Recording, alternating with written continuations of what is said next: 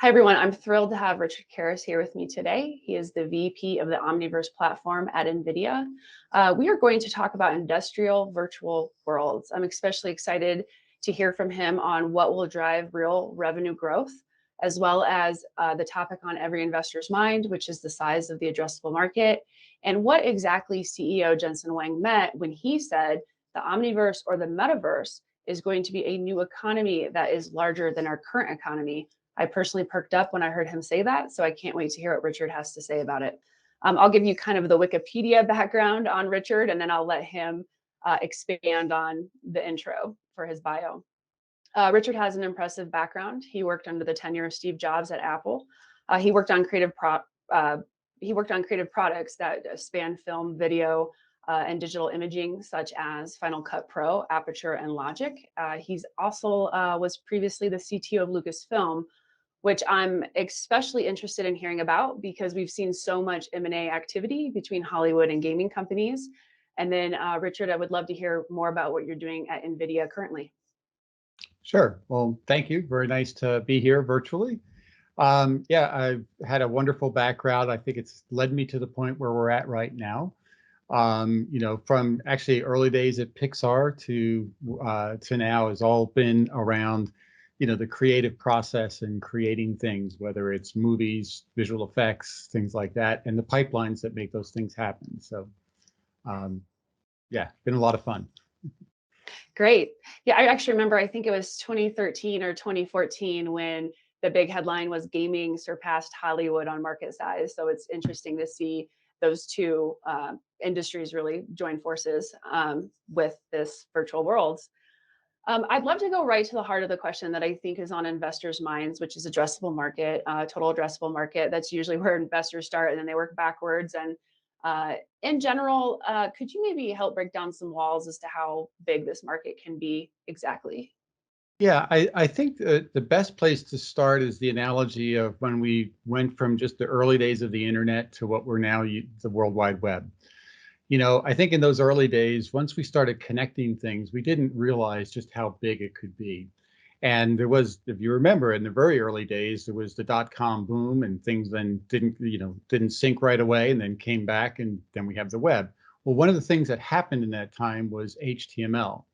HTML allowed for a consistent plumbing or a consistent connective tissue between the websites. So you didn't have to have a specific browser and an extension installed and all the things that in those early days were quite cumbersome. Now we just go from one website to another and the videos play the same, the text is great, the images, etc. We don't even think about any of that stuff. We're just concerned about the content that we're going to the website for.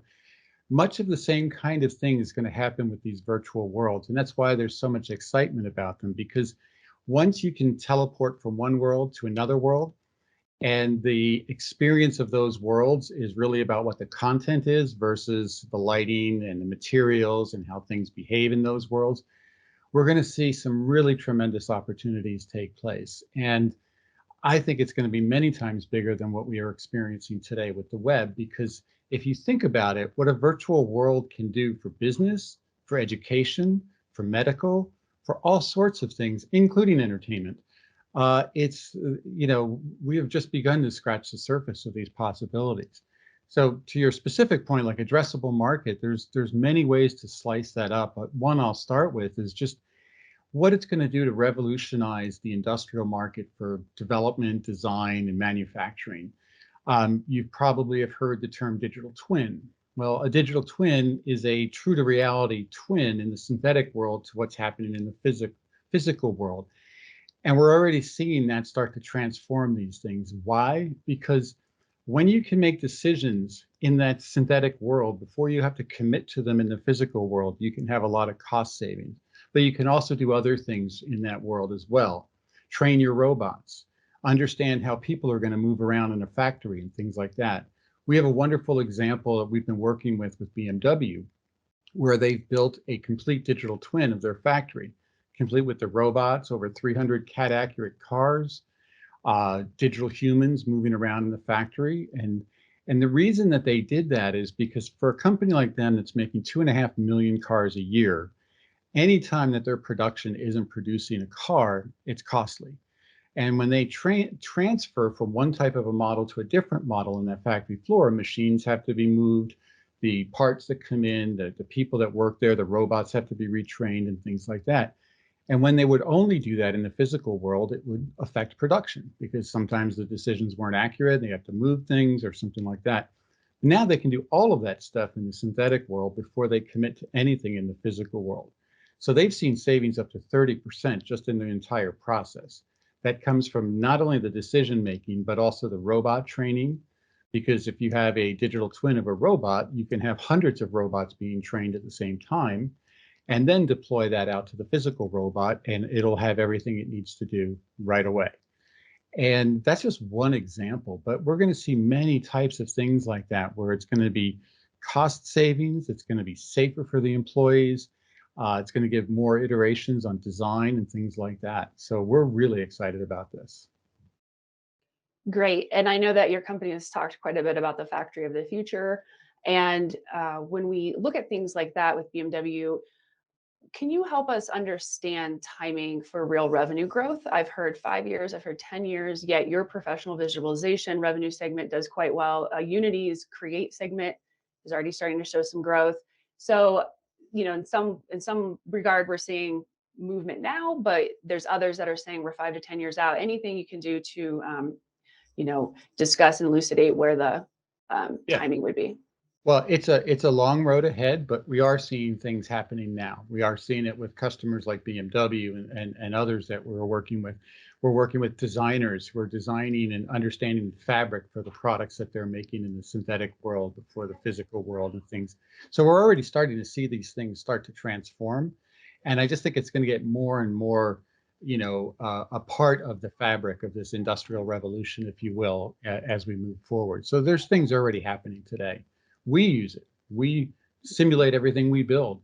Everything that moves is going to be autonomous. So we train things in the synthetic world, whether it's our robots or it's autonomous driving, things like that.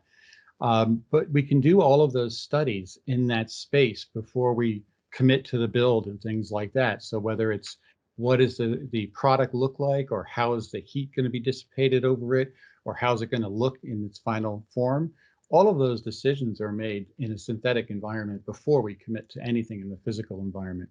And we're not unique. Lots of our customers are doing similar things. In that comment that Jensen Huang had made during the keynote, where the virtual economy would, exceed and be larger than our current economy, can you help us understand what he really meant by that? Because it's obviously quite a statement to make. Yeah, well, if you think about the impact, back to the analogy of the web and how much has taken place since the web got going, and now some of the biggest companies in the world are completely web-based. There's going to be lots of things like that take place in these virtual worlds. People will have, items that they buy in the digital world. It'll be much easier to have property in the digital world or content in the digital world. The different types of revenue models that are going to be out there, whether it's, from the entertainment perspective or the designer's perspective. There's lots of things that we look at and we say, yeah, this is going to be many times larger than what the web is. In a previous editorial for Forbes, actually, I said that could be the Steve Jobs moment where we, kick off this metaverse market, really. So we'll see if that comes true. I would love to switch gears just for a minute and ask what is the metaverse and virtual worlds exactly? Maybe you could start by telling us, who will be the first to live in the metaverse? Yeah. So what is the metaverse? I know it's a term that's been used so much, especially the past few months, but in its simplest form, it's simply a description of virtual worlds. And you can think of it in that context. Now, those virtual worlds can be all kinds of things. Some of the ones I've talked about, they can be social worlds, they can be entertainment. We're seeing, virtual concerts, we're seeing all sorts of things. But the reality is that those connected virtual worlds, like in the connected websites, is really what's the revolution that everybody's excited about. Now, living in the metaverse or living in these virtual worlds, I don't know that you'll live in them as much as you'll experience them when you want to, whether you're working, having fun, exploring a remote location, a student learning about a foreign land, or maybe you're going to go on a resort trip and you want to go experience it beforehand. So you'll go into these worlds and have that kind of experience. But it's not the Ready Player One thing. I think that everybody like feels like we're going to be strapped in helmets and all of that kind of stuff. Yes, you can do virtual reality in those worlds, and it's wonderful. And there's augmented reality, which I think is going to be a real big opportunity for so many areas.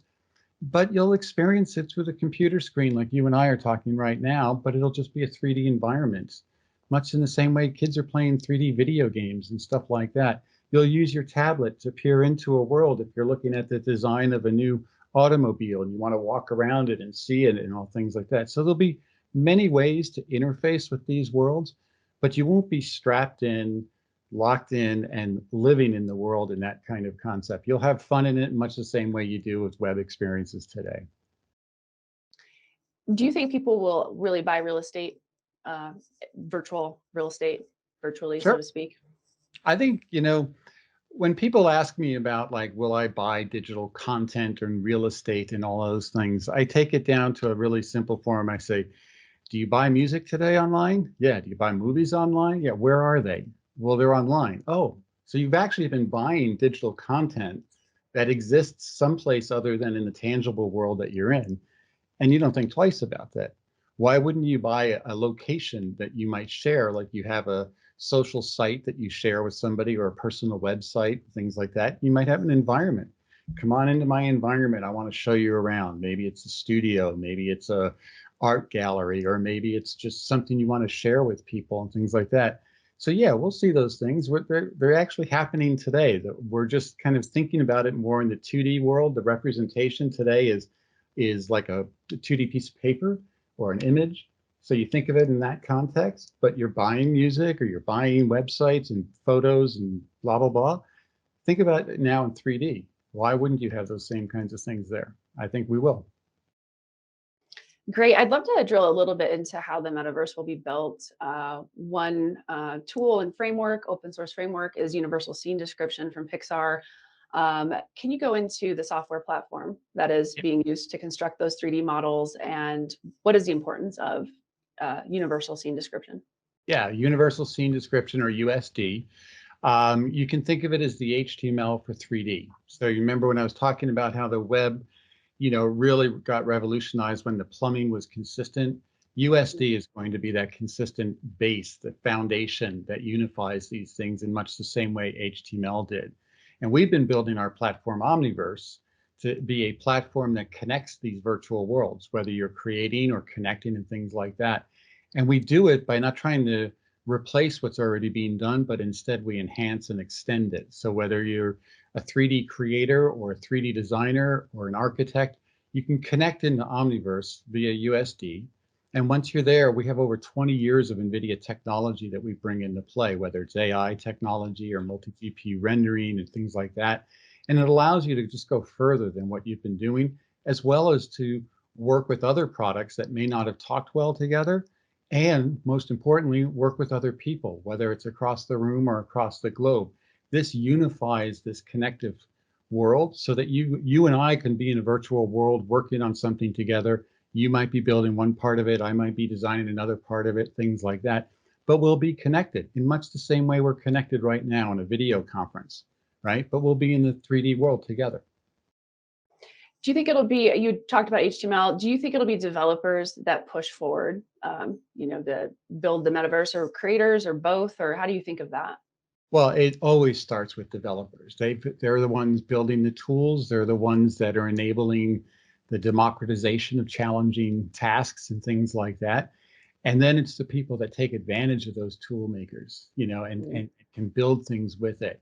And so, yes, it starts with the developers, and then there'll be all kinds of people creating, whether it's creators or designers or architects. There'll even be more of a way for just anybody to create content in these 3D worlds, because one of the key things that's taking place right now is the democratization of the challenges of creating 3D. Another analogy I like to use is when music started to get sampled. You could sample a sound, or you could auto correct a voice and things like that. You started to use technology to make it easier to create and easier to do things in music. Right now, you can use your mobile device and you can scan a 3D object or a 3D environment, and it's in USD. And so you can just drop it into the world that you want to do. So we're going to see a lot more people being able to say, oh, I like that object. I want to scan it in. I want to do something with it, or I want to see that furniture in my room, or I want to, all those types of things you'll be able to do. And it's already starting to happen right now. There's thousands of applications that are taking advantage of scanning and manipulating and stuff. Once we connect that tissue for these 3D worlds, we're just going to see these things boom. Yeah, and on that note, it's interesting that you described it that way. We are seeing, quite a few different companies get into this space. Game engines, social media. Disney just discussed the metaverse on their earnings call. When I think about Nvidia and the fact that Nvidia was a hardware company that has also now become a software company, how does that help position Nvidia when we think about the landscape? Well, I think the beautiful thing is we've been working with all these companies already, and what we're doing is with all of these companies as we do it. We're not trying to build a walled garden. We're not trying to build our version. We support a lot of the different formats that people use, but a lot of them are now coming to USD. So whether it's companies like Adobe or Autodesk, and even Apple supports USD on all their devices. So these worlds are getting connected in that plumbing concept. And it's not going to be a question of which one. It's going to be, where do I want to go? It might be into a game engine world. It might be into a factory world. It might be into all kinds of things. As long as they can connect, you're going to see the success of this take off. And I do feel like you might be one of the best companies to ask, where does AI and the metaverse intersect? Well, as I said, AI helps us to do a number of different things, democratizing some of the challenges of creating objects or communicating, things like that. We've got wonderful technology that allows for better experiences in these worlds and better ways to create the content for those worlds. So AI is a tool, and it's a tool that can be used in many different ways. So we're seeing AI-driven avatars. So perhaps you wanted to go into a virtual world and you want to talk to a find out something about that world, you might have a digital avatar teaching you about it, things like that.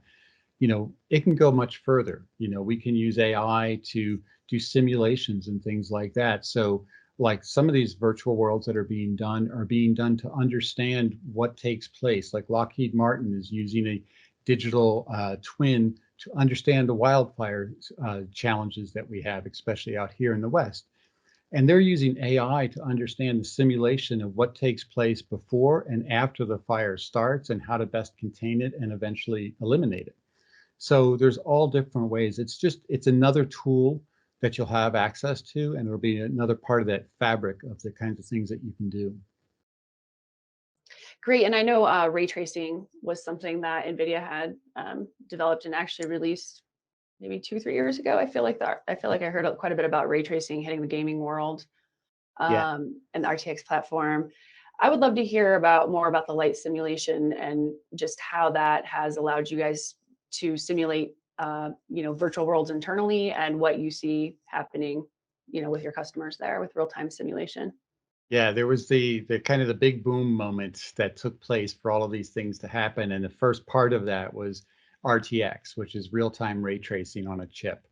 And it was announced at SIGGRAPH in 2018. And it was really a milestone that we will forever remember, as much as like the early days of computer graphics when we got to color and Phong shading and all those things, to go to ray tracing, which enables photorealistic rendering to happen in real time. That means the virtual worlds that we're talking about look more and more indistinguishable from the real world. And that's one of the key things that's happening there. USD is another part of that boom. And just the ability for these things to come together is magnificent. And it was such a moment at NVIDIA when that happened. And I remember the enthusiasm from the computer graphics community, because for those of us that have been in it a long while, we dreamed of it 30 years ago. And we actually had some of the founders of some of those companies that I've worked at reach out to us and say, you guys are achieving a dream that we had many years ago. And it was just, we knew it was that impactful of a moment. Great. And I would love to drill even deeper into a comment that you had made around the plumbing and the connective tissue of the metaverse. I've also heard people discuss a persistent experience, a persistent reality, virtual reality. I would love to hear anything else you could add to that, because my understanding is that's, like you said, it's similar to HTML or persistent experience on internet. Anything else you want to add there before we move on? Yeah, well, there's lots of 3D virtual worlds today. So what makes the term metaverse and the excitement so much more ambitious for tomorrow? And it's because we realize if we can have those virtual worlds be as consistent as it is from one website to another, that means no matter what world I want to go into, I might teleport into a virtual concert, and I might teleport then into the factory where I might be working and things like that. The consistency is what's going to make that all come together. And that's what we mean about that connective tissue, that plumbing. Once you have that foundation, it's really, it's limitless what you can do with it. In much the same way we have with the web today. Who would have thought just 20, 30 years ago that the web would be such a part of our daily life today, whether it's a mobile device, a computer, it's how we work, it's how we communicate, it's how we watch movies or get entertained, all of those kinds of things. It's just become part of our fabric of life. And I think these virtual worlds are going to have much similar type of an impact on us. We'll just take it for granted. Great. I would love to move on more to the industrial side. Industrial virtual worlds, basically. And one thing you had already touched base on, I'd love to hear more about, is all of the partnerships, all of the companies in this ecosystem. How it won't just be one company, building this metaverse. Can you talk about the ecosystem? We hear about Autodesk, Unity, Epic. Boy, I mean, I could go on and on. Would love to hear how you view the ecosystem, especially how it relates to, the industrial side. Sure. And all of those companies we have connections to for the platform, which is the most important thing. They've been longstanding partners, and they build amazing tools and technology for the communities out there. From the industrial standpoint, as I gave the example earlier, from the standpoint of what's taking place, like with BMW and things, we're seeing all of these types of companies, whether they're designing cars or whether they're designing, clothing, fabrics. We have one customer that's been using the platform to design clothing for actors and actresses, because it's so much cheaper for them to have a digital double in a digital twin environment to do all of the fittings and do all of the look devs and stuff like that before they have to commit to the actor and actress being on location and doing things like that. So there's wide spectrum of use cases, but a lot of our customers that are doing things, we've had over 700 enterprise customers helping in the evaluation as we were in early access for Omniverse for Enterprise. It released a few months ago now, but we also have Omniverse General, which is a free version of Omniverse that anybody can download, and that went into general availability early last month. So a wide spectrum of use cases, and I could kind of dig into any one of those examples if you'd like. Sure, I would love to. I would love to hear more. You've talked about BMW, but let's just use BMW, I guess, as a case study in this example. My understanding is one big issue with automation, especially with autonomous vehicles, is that by the time that they deploy on the road, something happens that they're not expecting, that they haven't been trained for, and we have an accident, we have something that gets into the headlines. So I understand that there's the factory of the future, so I'd love to hear about that too. And then anything in regards to automation that you're actually seeing happen from customers or on the industrial side today. Well, let me start with that. The example of the autonomous driving, right? Because we all are excited about it, and everybody's kind of like, really, do I want the car to drive itself? How do I know it's going to make the right decisions and stuff? And it's coming. But one of the things that as you alluded to, it has to be trained. It has to understand the roads. It has to understand the different predicaments that might happen. The ball rolling out in the street and the child running after it or something, or weather conditions, or all kinds of things. Typically the way these cars were being trained is that you would see them around on the roads. They'd have a thing on the roof, and they'd be scanning, and they'd be, bringing in data and all of that through cameras and LiDAR and et cetera. But that's kind of a slow process to go on. Now, if we go back to the concept of a digital twin, the digital twin doesn't have to be a factory. It can be a city.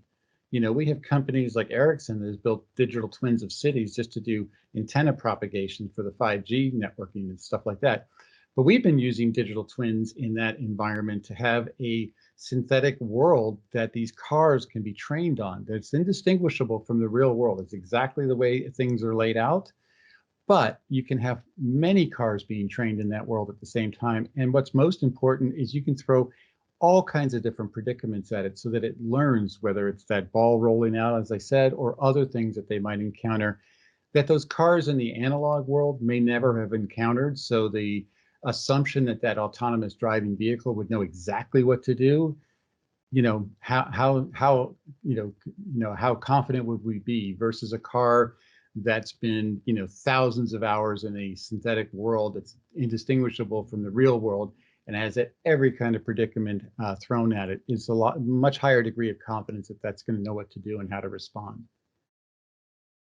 Great. And I know you had talked about the factory of the future and just some of the ways that the Omniverse or Metaverse can actually drive down costs. Are there any other customer case studies beyond training for deployment of an autonomous vehicle or autonomous robot, really? And then obviously the factory driving down costs. Are there other key takeaways or ROI from Metaverse? Yeah. Yeah, well, you'll hear a bunch more at our upcoming Okay. GTC. There's a plug, but next month in March we'll have our GTC conference. But there's been other companies that we've talked about, like Ericsson, with that example of a digital twin to understand how to propagate the antennas for 5G. Huge cost savings for them because it allows them to know how weather is going to affect the antenna or what kind of maintenance they would need to do depending on where it's at. We have partners that are building products on the Omniverse platform, like Bentley.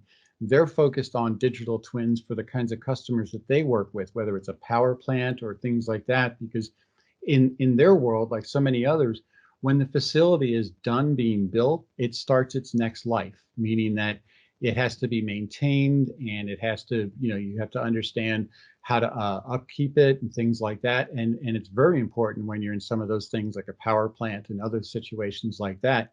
So we're going to see more and more of these things taking place where the understanding of what's taking place in the physical world will be, you'll be ahead of the game by knowing it in the digital world and be able to predict and make decisions ahead of time. So there'll be cost savings there as well.